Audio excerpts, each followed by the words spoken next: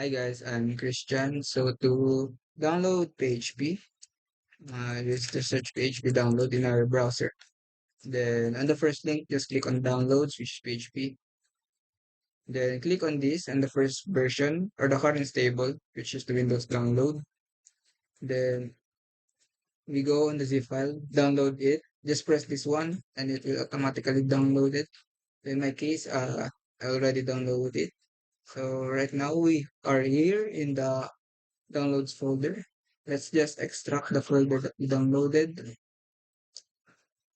So let's just wait.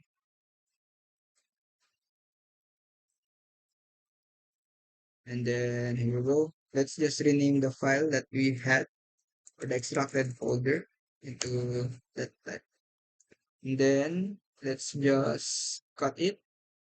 Let's cut and then go to this PC, Acer C, and let's just paste it here.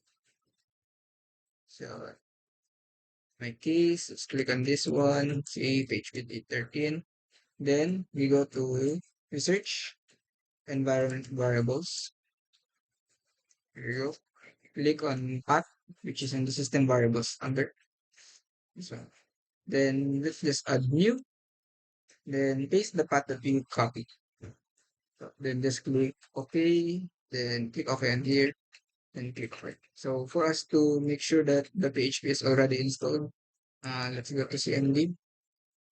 We type PHP dash v.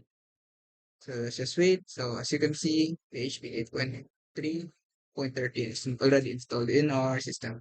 So that's it for our video today. Thank you.